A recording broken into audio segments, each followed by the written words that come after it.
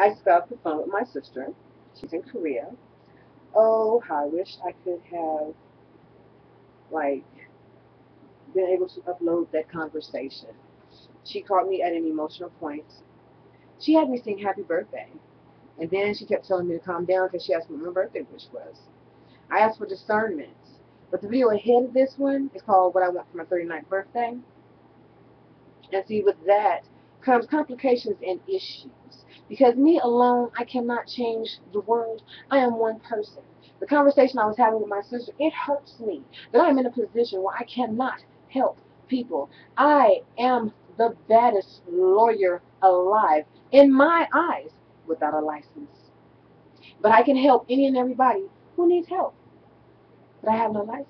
I have no GED, therefore I cannot get my license. I have been getting sick off and on here and there, so therefore there's things that I am not able to do. So I still haven't got my GED. I'm supposed to take my GED test soon, but every time it comes up for my GED, I always get sick. Like right now, I'm waiting for my doctor's appointment to take my tooth out my mouth. She wants me to be 100% stress free. She wants my mind clear because the first two part of the practice test that I took for my GED, I did perfect. So therefore, she wants the rest of my tests like that. And however I do understand, thank you, Miss Nell Cooper, because no one else was willing to work with me. You know, I did 2 years of college in California, Sacramento, where you take the ATB test. The ATB, see, this is the stuff that I'm trying to say that bothers me. Like, I could have, but I don't, because I took an ATB test, okay? In Sacramento, California, go to Sacramento City College for Criminal Law and Criminal Justice. I would say, ooh, I was bad. Only problem was I didn't have no books. I failed. Yeah, I mean, you know, when you're homeless and you're on drugs and you're still trying to go to school, at least I tried. But then I get here to Texas, and they tell me because I don't have a high school diploma or a GED, I cannot go to college. All I was trying to do was go back to college to finish my criminal law. I cannot do that. There is a stumbling block in my way that this must be removed. And see, therefore, since I can't be a lawyer, I can't help anyone. Imagine that. But you know what? God gave me a voice. And something wrong when it comes to freedom of speech, which is in the First Amendment.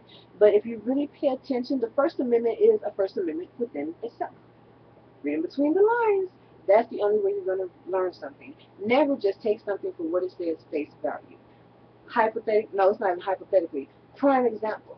I lost my kids when my daughter turned 2 and my oldest son was 6. You know what I'm saying? What, 2 to 4 days after she turned 2? I lost my kids. My sister got a hold of it. She got a police report in black and white saying that I did certain things to my kids, saying that I beat my kids. No. My son shitted on himself. He took off his underwear and he put it on my other son so that he got a whooping. But when I went to go get him and put him in the tub, he shit on himself. So I figured my son was intelligent enough to know what he was doing, so he deserved that ass whooping. But I did not beat my son. You know what I'm saying? There's a difference. When you have intelligent children who know right from wrong, you guide them. And sometimes it might take a little bit of discipline, but that's why I lost my kids. Anyway, this is the type of person that I am. When I was staying here, this is a crazy world and I can help.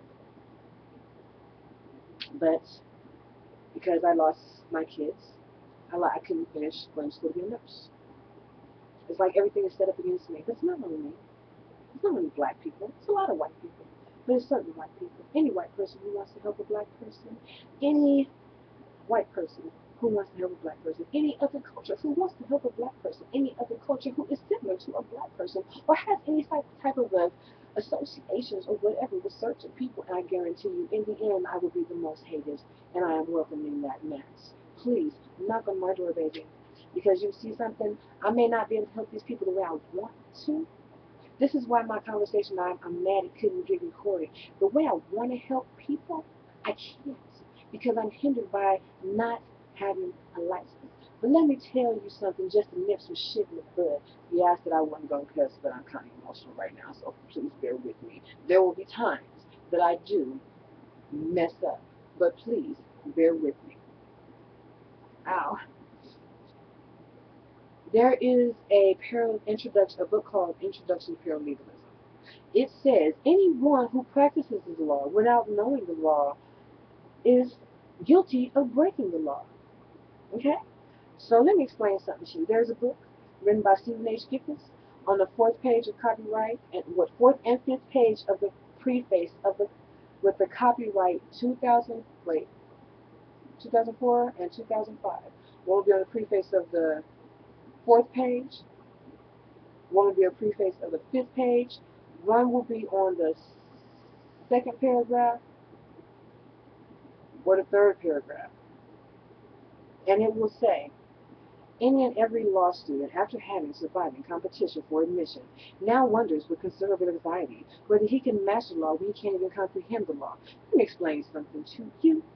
So since everybody want to act like they want to do something, I may not be able to help you one way, but I'm going to help you another.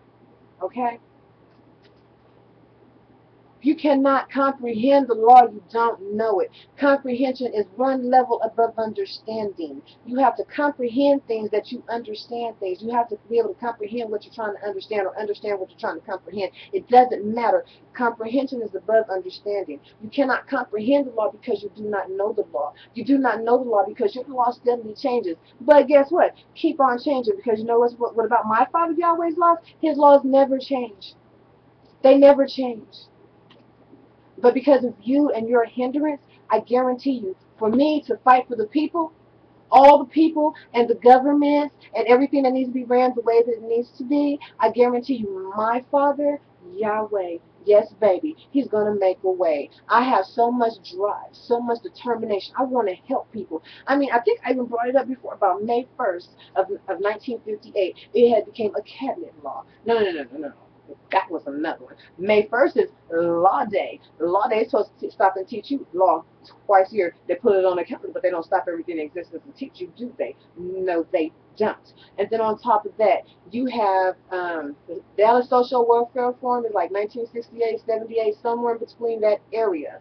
It's going to tell you, maybe 67, whatever year it was that Muhammad Ali lost his belt for the championship because he would not go to war, in the same year that this book was written. And it said it has become a cabinet law, a federal law, that to get rid of all ghettos and its poverty. What year is it, baby?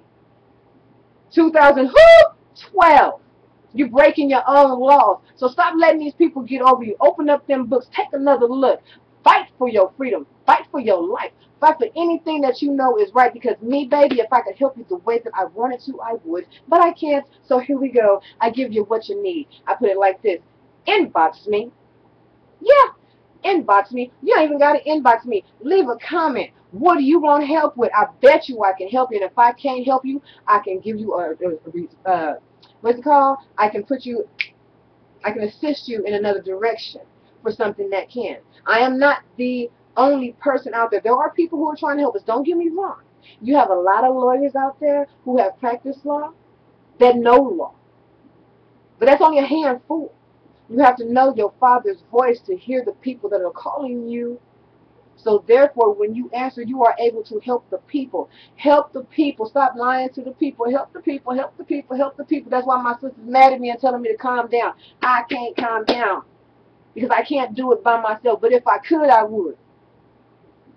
At times, I can do things by myself. But as far as fighting for this country, our country, that their daily laws change on because our fathers never changed, come on now. If I could help that, I would. But right about now, the only thing you're going to get out of me is whatever I can put on YouTube, whenever, however. There will be times that you don't want to hear me because I'm doing a lot of cussing. Yeah, but you got to look past that in some shape, form, or fashion just because I have to vent. When you have about a handful of friends on you can count on your friends on your hand. You know what I'm saying? It's not hard to understand that a person who has something to say is going to say it. I'm not really heard by the people who need to hear me, but this is the internet. I'm going to be heard. I am woman. Hear me roar. I have a voice. Here I go. I have all kinds of voices. Musical is one. Legal is another. Teaching is a prospect, baby. I got you. Let me get on my feet. Let Yahweh let me put my foot in the door the right way. We ain't never got to worry about y'all messing over us again. We going to have a better world. But without you, thank you. Either you work with us or against us. So if you're not working with us and you're against us, that means you are not for us. And if you are not for us, we cannot help you because you choose not to help us. But you need to learn to bow down and help the people of your world. See, this is why my sister's mad at me, because I am too emotional. I worry about all of y'all before I worry about myself. Why? I have kids out here. I live here. I suffer. You suffer. We all suffer. Fuck it. Damn. My screen is blurry than a bad boy. And I do apologize for the cussing again.